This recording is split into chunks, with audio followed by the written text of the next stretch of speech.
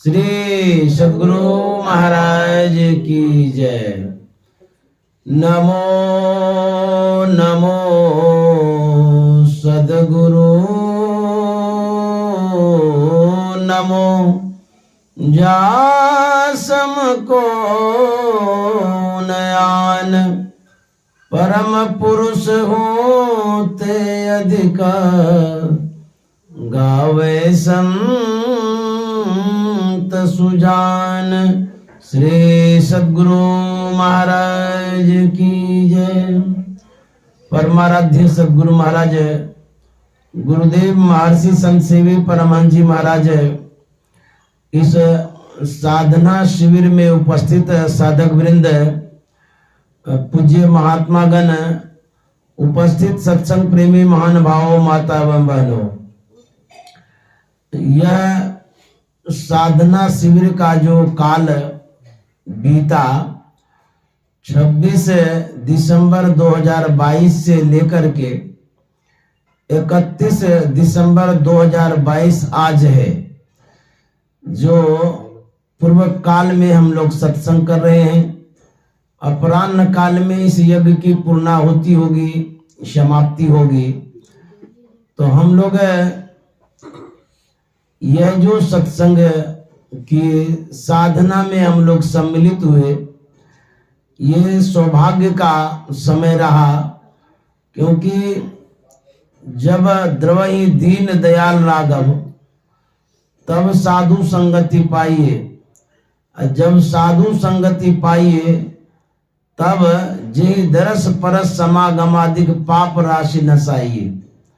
तो इस तरह से सौभाग्य से यह समय उपस्थित होता है, क्योंकि इस संसार में प्रत्येक दिन प्रत्येक क्षण लोग मर मर करके अपने कर्म के अनुरूप लोक को भर रहे हैं। तो हम लोग यदि जीवित हैं तो यह हमारा सौभाग्य है, सद्गुरु की बड़ी कृपा है, विशेषता रही है कि आज हम लोग सांस ले रहे हैं और सत्संग कर रहे हैं। तो इस तरह से सौभाग्य से यह शुभ अवसर प्राप्त होता है। और हम लोग जो कई एक दिन से सत्संग सुनते आ रहे हैं, यह ज्ञान की धारा थी, ज्ञान की गंगा प्रवाहित हो रही थी, ज्ञान का प्रवाह था, जिसमें हम लोग डूबे नहीं बल्कि पवित्र हो गए, स्नान करते रह गए। तो आज इस यज्ञ को हम लोग अंतिम विदाई देंगे और अंतिम प्रवचन होगा, सत्संग होगा। उसके बाद कहीं और इस यज्ञ को लेकर के जाएंगे, वहां पर गंगा बहाएंगे। तो आज हम लोग पवन बाबू के आवास पर सत्संग कर रहे हैं और संजोग से हमारे बीच आदरणीय श्रीमान दीपचंद अग्रवाल बाबू हैं, जिनका जन्मदिन है। हम लोग बर्थडे मनाते हैं, बर्थडे जन्मदिन मनाते हैं। इसलिए मनाते हैं कि जिनका जन्मदिन मनाते हैं उनके स्वभाव को याद करते हैं, संस्कार को याद करते हैं, उनके अंदर में जो व्यवहार है उन व्यवहारों को हम स्मरण में लाते हैं, उद्घाटित करते हैं। लेकिन बहुत तरह से जन्मदिन मनाते हैं। लोग घर में केक काटते हैं और हैप्पी बर्थडे बोल देते हैं। उसके बाद विशेष आयोजन होता है, खाने पीने का भंडारा होता है, या अपने व्यवस्था के अनुरूप वो लोग खाते पीते हैं। इतना होने के बाद फिर वो जन्मदिन पूरा हो जाता है। लेकिन यदि अच्छे ढंग से जन्मदिन मनाना चाहते हैं तो सत्संग के द्वारा मनाइए, सद्ज्ञान के द्वारा मनाइए, क्योंकि यह जो संस्कार संत महात्मा देते हैं, ऐसा संस्कार संसारिक लोग नहीं दे पाते हैं। तो यह जन्मदिन मनाना सर्वोत्तम है, सबसे श्रेष्ठ है कि साधु महात्मा को बुला लिए, उनके 2 वचनों को सुन लिए। तो आज जो हम लोग सत्संग कर रहे हैं, दीपचंद बाबू के लिए भी कर रहे हैं क्योंकि उनका जन्मदिन है, और शुभकामना करते हैं, मंगल कामना करते हैं। उनके लिए गुरु महाराज से प्रार्थना करते हैं। दीपचंद बाबू विचार से अच्छे हैं, साधना के प्रति विशेष झुकाव रहता है, बड़े संयमी हैं, आहार विहार भी नपातुला है, न कम खाते हैं न अधिक खाते हैं, और जो उनकी दिनचर्या है बड़े अच्छे ढंग से अपने समय को बिताते हैं, जैसा मुझे ज्ञात है। तो इस तरह से इनके स्वभावों में, विचारों में सात्विकता है और सज्जनता है। तो मैं गुरु महाराज से प्रार्थना करता हूँ ये और भी दीर्घायु हों, लंबी आयु हों, और इसी तरह से संयमित जीवन बिताते रहें। सद्गुरु के शरण में सत्संग श्रवण करते रहें, बरसों बरस तक हम लोगों के लिए आदर्श बन करके रहे। जैसा इनका जीवन संयमित है, सुन करके बोध होता है, प्रेरणा मिलती है कि एक गृहस्थ होकर के इतने संयमी होते हैं और इस तरह से अपने जीवन को योगी वाला जीवन बिताते हैं। जैसा साधु महात्मा बिताते रहते हैं उस तरह का इनका जीवन रहा है और प्रेरणा के स्रोत हैं ये। मुझे इनका स्वभाव अच्छा लगा और इनकी जो साधना है वो भी अच्छी है। तो ये इसी तरह से अपने जीवन को संयमित बना करके रखें। गुरु महाराज इनके अंदर में बल दे और विचारों में दृढ़ता बनी रहे, यह मंगल कामना आज इनके जन्मदिन पर हम कर रहे हैं। और गुरु महाराज विशेष कृपा इनके बच्चों पर भी बना करके रखें। बच्चे अच्छे हैं, अच्छी शिक्षा ग्रहण कर रहे हैं, उनके लिए भी शुभकामना है। अब बच्चे के बाद जो बचे हुए हैं उनके लिए भी शुभकामना है। तो वो क्यों बचे रहेंगे? तो मैं चाहता हूँ वो भी खुश रहें, भजन करते रहें, सत्संग करते रहें। ये जो जीवन है क्षणभंगुर है, ये जो मिलन जुलन होता रहता है संयोग से होता है। तो जब तक हम लोग हैं तब तक अच्छे ढंग से अपने जीवन को व्यतीत करें, यही मंगल कामना शुभकामना करते हैं। अब मैं आगे बढ़ता हूँ। जो हम लोग सत्संग की कड़ी से जुड़े हुए हैं और उस कड़ी में जो पाठ हुआ है, पाठ के अनुरूप कुछ कहना उचित है। तो अभी जो पाठ हुआ वह विषय था ईश्वर स्वरूप। ईश्वर के विषय में सुन रहे थे, उसकी महत्ता विशेषता पर। इस संसार में जो ईश्वर भक्ति नहीं करते हैं उनको मुक्ति नहीं मिल सकती है। और ईश्वर के विषय में सुनना समझना भी बहुत जरूरी है। यदि आप ईश्वर को समझ नहीं पाए सत्संग के माध्यम से, फिर करेंगे क्या? यदि करेंगे ही नहीं तो फिर मिलेगा क्या? अधूरा जीवन रहेगा। इसलिए समझना जरूरी है। संसार में ईश्वर की भक्ति बहुत लोग करना चाहते हैं, करते भी हैं, लेकिन मनमुखी भक्ति जो करते हैं उसको मुक्ति नहीं मिल सकती है। जो गुरुमुखी हैं, गुरु के कहे अनुसार जो चलते हैं उसको मुक्ति मिलती है। गुरु भी कैसे? सच्चे सदगुरु, अधकचरा गुरु नहीं। पक्के गुरु का जो ज्ञान है उस ज्ञान के अनुरूप यदि भक्ति करते हैं, भजन करते हैं, ध्यान करते हैं, तब आपको मुक्ति मिलेगी। गुरु महाराज ने अपने जीवन को ईश्वर भक्ति में खपा दिया, लगा दिया, बिता दिया। गुरु महाराज का एक पद है, प्रभु तो है कैसे देखन पाऊं, कैसे देखन पाऊं, प्रभु तो है कैसे देखन पाऊं, प्रभु तुहे कैसे देखन पाऊं, प्रभु तुहे कैसे देखन पाऊं, तन इंद्रिय संग माया देखूं, मायातीत धरहु तुम नाम, कैसे देखन पाऊं, प्रभु तुझे कैसे देखन पाऊं। देखिए गुरु महाराज अपनी अनुभूतियों में कहते हैं, अनुभवों में कहते हैं, हे प्रभु परमात्मा मैं आपको कैसे देख पाऊं, क्या कठिनाई है, क्या दिक्कत है।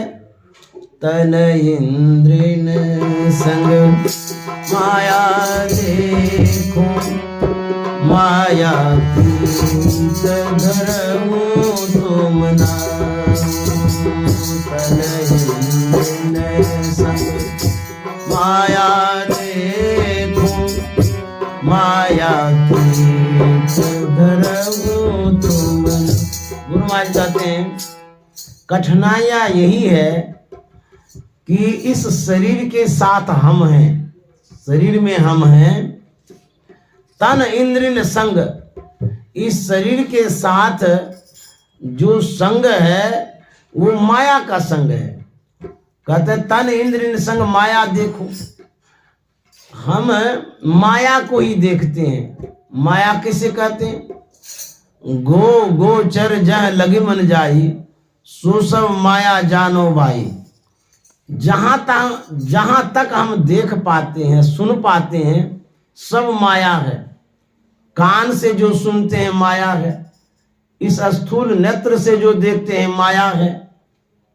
गुरु महाराज कहते हैं परेशानियों का कारण यही है कि इस शरीर में जो इंद्रियां हैं, 14 इंद्रियां हैं, सभी इंद्रियां मायाभिमुख है, सब माये की तरफ जाती रहती है। और गुरु महाराज कहते हैं माया अतीत धरहु तुम न हो। हे परमात्मा आप तो माया अतीत हैं, माया से परे हैं। मैं आपको किस तरह से पकड़ पाऊं, धर पाऊं, कैसे मैं पाऊं, यही विडंबना है, कठिनाइयां, दिक्कत है। यह एक प्रार्थना है। गुरु महाराज परमात्मा से प्रार्थना करते हैं, हे प्रभु परमात्मा आपको हम कैसे पाएंगे। दिक्कतें तो ये है कि शरीर मायाभिमुख है, इंद्रियां मायाभिमुख है। ऐसी शरीर और इंद्रियों के घेरे में हमें, जेरे में हमें, डेरे में हमें कितनी दिक्कतें हैं। जहां हम रह रहे हैं, जिसका हम सहयोग लेना चाहते हैं वो मायाभिमुख है, तो मदद भी नहीं करेगा, हेल्प भी नहीं करेगा। आगे गुरु महाराज क्या कहते हैं? मेधा मन इंद्रिय गहे माया, इनमें रही माया लिपटाऊं। मेधा मन इंद्रिय गहे माया, इनमें रही माया लिपटाऊं। इंद्रिय मन अरु बुद्धि परे प्रभु, इंद्रिय मन अरु बुद्धि परे प्रभु, मैं नहीं तजी आगे धाम। प्रभु तो कैसे देखन पाऊं, प्रभु तो कैसे। गुरु महाराज कहते हैं मेधा मन इंद्रिय गहे माया, मेधा का मतलब होता है कुशाग्र, तीक्ष्ण, तेज। कहते हैं बड़ा अच्छा लड़का है, तेज है।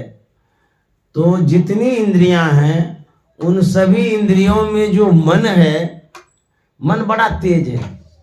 14 इंद्रियां हैं, तो 13 इंद्रियों से विशेष 14वां जो मन है बहुत तेज है, कुशाग्र है। लेकिन गुरु महाराज कहते तेज तो है लेकिन मेरे काम का नहीं है। मेधा मन इंद्रिय गए माया, और इनमें रही माया लिपटाऊं। ये मन जो है ये भी तो माया में लिपटा हुआ है, ये भी माया विमुख है, उधरे भागता रहता है, ये भी तो मदद नहीं करता है। मन कैसा है? इंद्रिया नाम मनोनाथो मनोनाथस तुम्हारो। इंद्रियों का नाथ, नाथ मन मालिक, अगवा, राजा, हेड, सुपर बॉस। मन जो है अगवा है, हेड है, यही सबको नचाता है। जब हम आंख से किसी सुंदर रूप का दर्शन करते हैं, आंख देखती है, लेकिन कहते क्या मन खुश हो गया है। वहां कहना चाहिए आंख खुश हो गया। आंख को खुशी नहीं मिलती है, खुशी किनको मिलती है? मन को। यही मन निर्देश करता, आदेश करता है, प्रेरित करता है आंख को देखने का। आंख प्रजा है और मन राजा है, तो राजा की जो आज्ञा है, आदेश है, उसको तो मानना ही पड़ेगा। तो जितनी इंद्रियां हैं मन के अनुसार चलती है, जो जो मन कहता है वही करना पड़ता है। जैसे प्रजा के लिए आदेश होता है काम करने का, तो काम करती है प्रजा, लेकिन बेनिफिट मिलता है राजा को कि वो मालिक है। तो इंद्रियां जो भी उपयोग उपभोग करती है उसका रसास्वादन मन लेता है। आंख देखती है अच्छे अच्छे रूपों को, मन खुश होता है। कान अच्छे अच्छे शब्दों को सुनता है, लेकिन मन खुश होता है। जिह्वा रसास्वादन लेती है अच्छे अच्छे व्यंजनों को, मन खुश हो जाता है। ले, ये इंद्रियां जो है जो कुछ भी ग्रहण करती है उसका आनंद मन लेता है। मुखिया मुख सो चाहिए खान पान का एक, पालय पोसय सकल अंग तुलसी सहित विवेक। मुखिया कहते हैं हेड को, प्रधान को, गांव के मालिक को। गोस्वामी जी कहते हैं मुखिया को कैसा होना चाहिए, चाहे वो मुख्यमंत्री हो, प्रधानमंत्री हो कि कोई भी हो। मुखिया में ना मालिक, हेड, गार्जियन, पेरेंट्स। कहते हैं मुखिया मुख सो चाहिए, मुखिया को मुख के समान होना चाहिए, मुंह के समान होना चाहिए। क्यों इसका उदाहरण दिया? इसलिए मुंह से हम हलवा खाते हैं, रसगुल्ला खाते हैं, टिकड़ी गुलजामुन सब खाते हैं, अपने पास नहीं रखता है, तब भीतर भेज देता है। मुंह अपने पास यदि रख ले तो पेट न भरेगा, भीतर भेज देता है। और क्या होता है? उसी अन्न से हमारा पोषण होता है, पालन होता है। जितनी इंद्रियां हैं सक्रिय होती हैं। यदि मुंह तक रह जाए भोजन तो सब इंद्रियां जो है ना वो कमजोर हो जाएगी, कुछ न काम करेगी। इसी तरह से व्यक्ति को परोपकारी होना चाहिए। अपने पास जो संग्रहित हो, जो जमा हो, उसको बांट देना चाहिए। हमारे महेश बाबा कितना अच्छा बता रहे थे गुरु महाराज का उदाहरण दे करके। जो भी सामग्री आपके पास है उस सामग्री में उपयोग करिए, उपभोग करिए। यदि अतिरिक्त है, शेष है, बचा हुआ है, दान में, पुण्य में, धर्म में लगा दीजिए।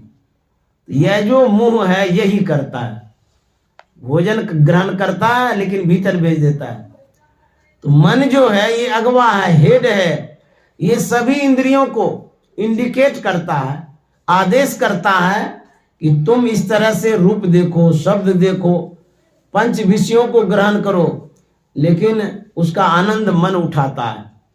तो गुरु महाराज कहते हैं बड़ा विचित्र बात, मेधा मन इंद्रिय गए माया। ये जो मन है तेज जो है ये भी तो इंद्रियों में लपटा हुआ है, लिपटा हुआ है, लटका हुआ है। इंद्रिय गए माया कहते हैं माया को गहना मतलब पकड़ना होता, कस के जो पकड़ते हैं। इंद्रिय गए माया और इनमें रही माया लिपटाऊं। कहते हैं ये इंद्रियां माया को पकड़ती है और माया इंद्रियों को पकड़ती है। इस तरह से दोनों में गठबंधन हो गया, इंद्रियों और माया में। अब बुझिए हम अकेले क्या करेंगे। इंद्रिन मन यरु बुद्धि परे प्रभु, मैं नहीं नैत जी आगे धाऊं। प्रभु तुझे कैसे देख न पाऊं, प्रभु तुझे कैसे। इंद्रिन मन यरु बुद्धि परे प्रभु, इंद्रिन मन मैं नहीं नैत जी आगे धाऊं। प्रभु तो ये कैसे देख न पाऊं, प्रभु तो ये कैसे देख। अब देखिए गुरु महाराज क्या कहते हैं, इंद्रिन मन और बुद्धि परे प्रभु। हे परमात्मा, आप तो इंद्रियों से परे, मन से परे, बुद्धि से परे है। मैं उस परे परमात्मा को कैसे प्राप्त कर सकूं, कैसे पाऊं, कैसे देखूं। बड़ी विडंबना, बड़ी कठिनाइयां हैं। आप इनसे परे हैं। कहते हैं कि मैं नहीं न तजी आगे धाऊं। क्या दिक्कत है गुरु महाराज को? गुरु महाराज को दिक्कत नहीं है, हम आपको दिक्कत है। वो तो संत थे, वो तो हम लोगों को सिखा रहे हैं, समझा रहे हैं। तो गुरु महाराज कहते हैं मैं नहीं न तजी आगे धाऊं। मैं इनको छोड़ करके, किनको? इंद्रियों को और माया को छोड़ करके आगे दौड़ नहीं सकता हूं, जा नहीं सकता हूं। देखिए कितना कब्जा किया हुआ है, कितना आधिपत्य जमाया हुआ है, साधक कितना घिरा हुआ है। देखिए कितनी कठिनाइयां हैं। आप इंद्रियों को छोड़ करके कहां जाइएगा? छोड़ के देखिए, छोड़ सकते हैं? आंख को फोड़ दीजिएगा, कान को क्या करिएगा? जितनी इंद्रियां हैं उसको छोड़ नहीं सकते हैं। से मधुमक्खी होती है ना, मधुमक्खी मधु संग्रह करती है और दूसरे के काम में आता है। इंद्रियां जो है, ये इंद्रियां सपोर्टर भी तो है, सहयोगी भी तो है। जैसे यदि आंख ना रहे तो कैसा जीवन रहेगा, कान ना रहे तो कैसा लगेगा, नाक काट दिया जाए तो कैसा लगेगा देखने में, मुंह ना रहे, जितना पार्ट्स है बॉडी का वो हमारे काम का है। इतना भी उपेक्षा नहीं है कि ये नाकाम है। इंद्रियां मायाभिमुख जरूर है, लेकिन इसके सपोर्ट से ही हम कुछ कर पाएंगे। तो गुरु महाराज कहते हैं ये हमको मदद नहीं करते, हेल्प नहीं करती है, सपोर्ट करती नहीं है, खाली माया तरफ रहती है। मैं मानता हूं कि प्रजा जो है वह राजा के लिए उपयोगी है, जरूरी है। प्रजा न रहे तो राजा को कौन पूछेगा? कुत्ता भी नहीं पूछेगा। और राजा जो टैक्स लेता रहता है, प्रजा का तो टैक्स है, तो प्रजा का इतना अपमान भी नहीं होना चाहिए। प्रजा को हम सपोर्ट करेंगे, प्रजा हमारे लिए मददगार है, अब प्रजा के लिए राजा दूसरे का, एक दूसरे के पूरक है। तो जो इंद्रियां हैं वो हमारे लिए काम की है और हम इंद्रियों के काम के लिए। यदि हम नहीं रहे इस शरीर में, ये इंद्रियां कहाँ रहेगी, शरीर कहाँ रहेगा? देखिए कितना गठबंधन है, कितना जुड़ाव है, और कठिनाइयां कितनी है। दोनों जरूरी है लेकिन कठिनाइयां भी है। तो गुरु महाराज कहते हैं कि मैं न इन्हें तजी आगे धाऊं। मैं छोड़ नहीं सकता हूं, इंद्रियों को नहीं छोड़ सकता हूं, मन को नहीं छोड़ सकता हूं, शरीर को नहीं छोड़ सकता हूं। और शरीर छोड़ देंगे तो साधना होगी, कौन साधना करेगा बता दीजिए तो? शरीर को भी नहीं छोड़ सकता। इसी जेड़े में रहना है, इसी डेरे में रहना है, घेरे में रहना है, लेकिन फेरे में नहीं रहना है। अब करना क्या है? करना यही है कि हमें जो दिक्कत हो रही है, अब देखिए गुरु महाराज कहते हैं करहूं कृपा इन संग छोड़ावहूं, जर प्रकृति कर पार ही जाऊं। करहूं कृपा इन संग छोड़ावहु, जर प्रकृति कर पार ही जाऊं। हमें यस करुणा कर स्वामी, यस देहु दरस सुख पाए घाऊं। प्रभु तुझे कैसे देखन पाऊं, प्रभु तुझे कैसे।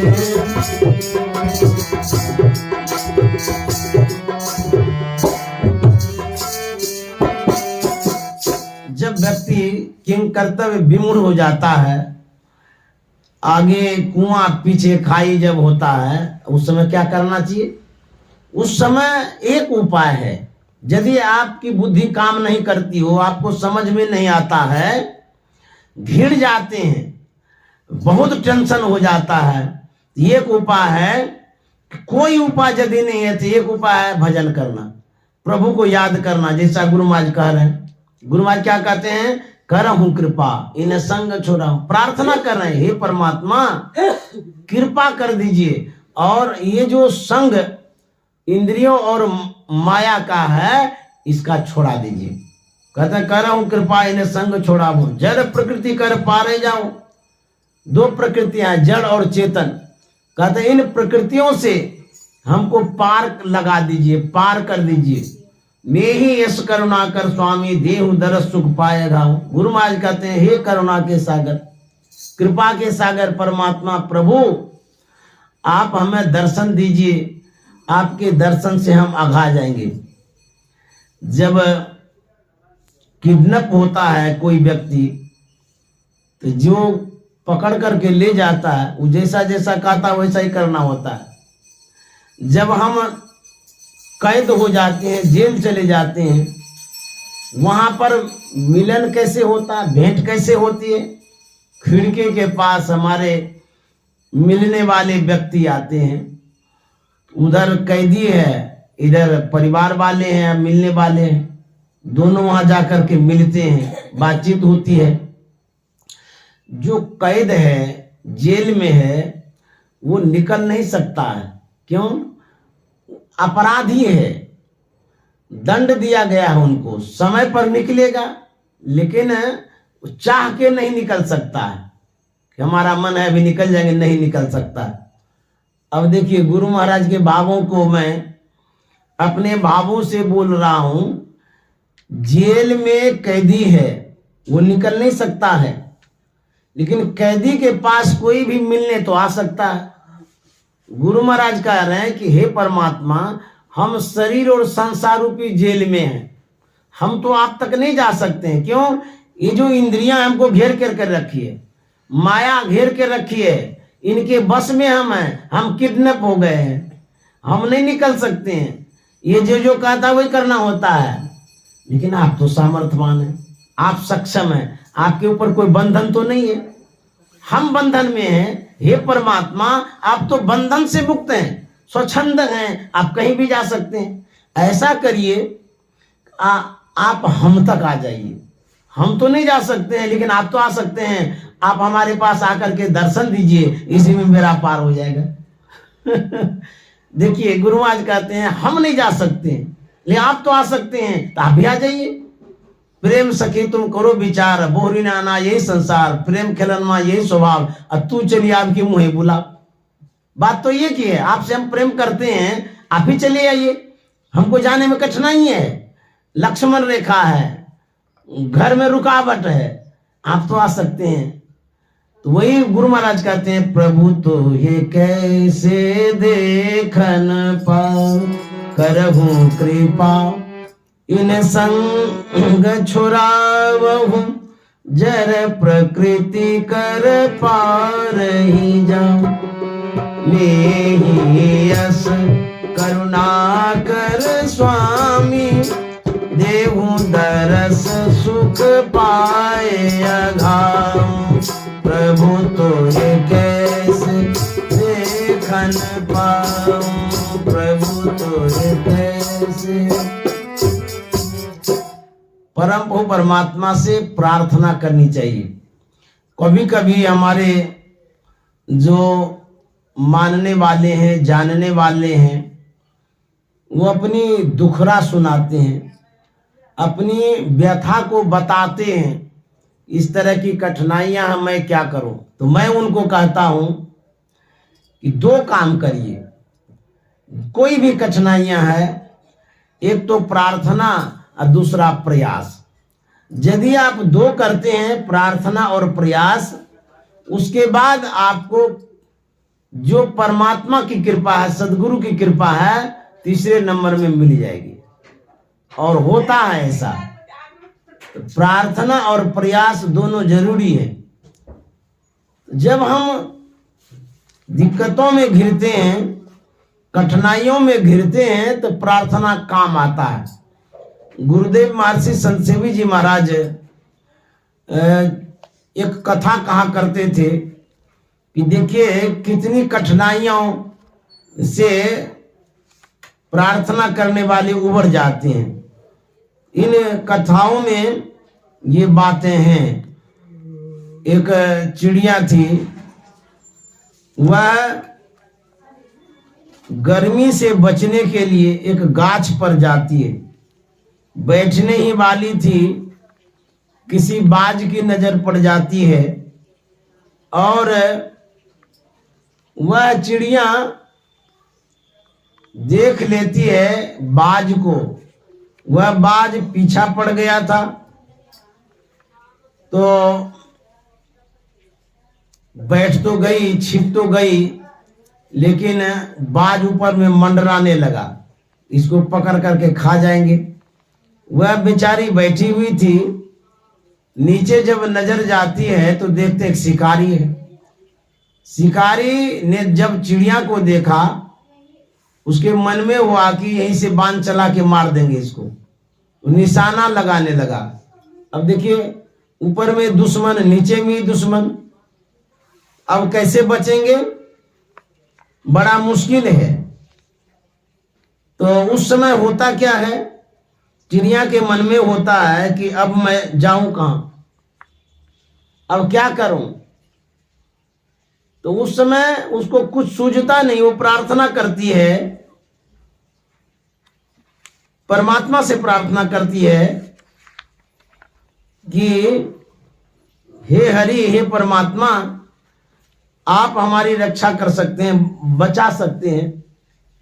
वो कहती है, अब की राख ले हूं भगवान, मैं अनाथ बैठी द्रुम दरिया, पार बितानियो बान।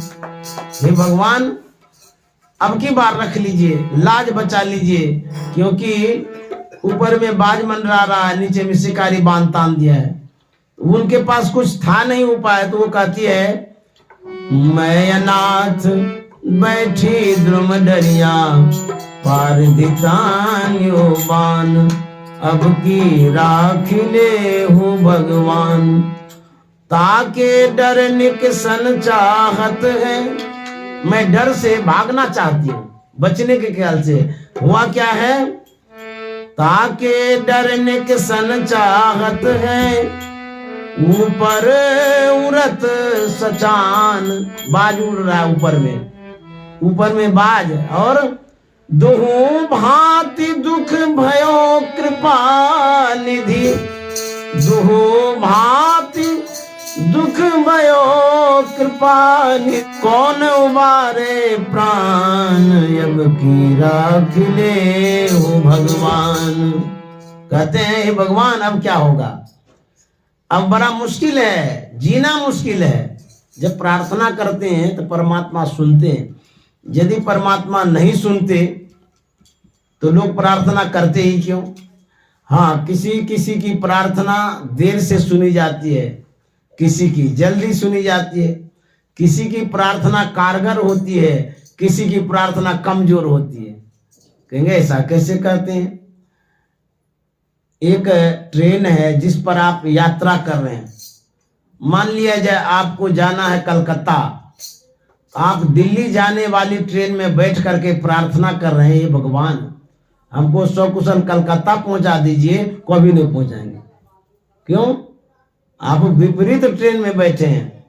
हाँ, यदि आपको दिल्ली जाना है, दिल्ली वाले ट्रेन में बैठ करके कहिए, हे भगवान हमको दिल्ली पहुंचा दीजिए, ये परमात्मा प्रार्थना सुनते हैं, आपको सकुशल ले जाएंगे। उसी तरह से प्रार्थना में भी भिन्नता होती है। अब होता क्या है, चिड़िया मन से प्रार्थना कर रही है, शिकारी बांध तान दिया है, निशाना लगा रहा है। उसी जंगल में एक बिल था जिसमें विषधर सांप था।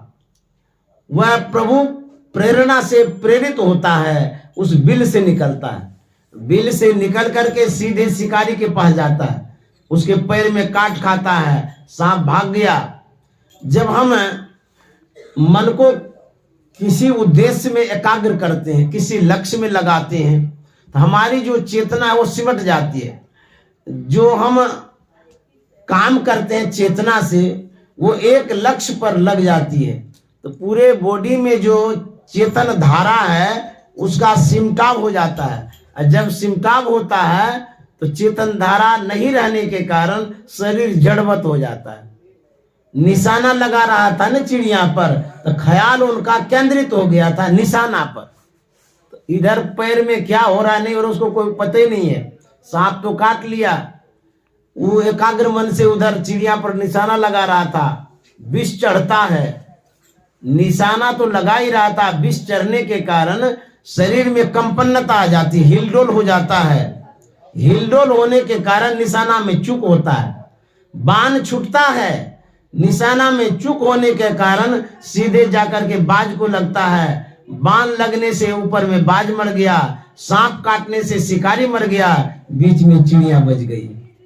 तो इस तरह से सूरदास जी महाराज कहते हैं, सुमरत ही यही जसो पारधी, लाग्यो तीर सचान।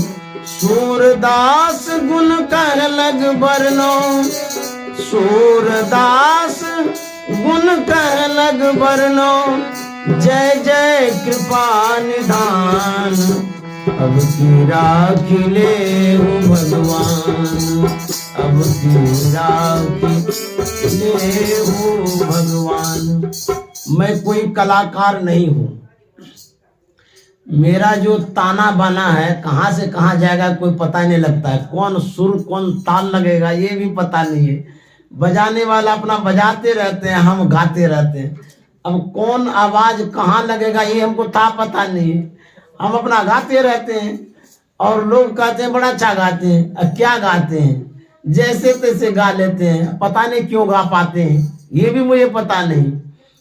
न हारमोनियम बजाने आता है, न तबला बजाने आता है, लेकिन यदि मैं कमंडल को बजा लूं तो वो ढोलक से कम नहीं होगा। यदि मैं कुर्सी को बजा लूं वो तबला से कम नहीं होगा। यदि मैं चौकी को बजा लूं तो आपको आश्चर्य लगेगा इसको कैसे बजाने आता है। इस तरह से ये हारमोनियम तबला मेरे भाग्य में नहीं है, लेकिन कुर्सी कमंडल जरूर है। बजा लेता हूँ, गाता हूँ कैसे ये भी मुझे पता नहीं, गा लेता हूँ, ये गुरुदेव की कृपा होगी। तो मैं अब इन्हीं शब्दों के साथ वाणी में विराम देना चाहूंगा। समय पर सब कुछ शोभा देता है। सदगुरु महाराज की जय।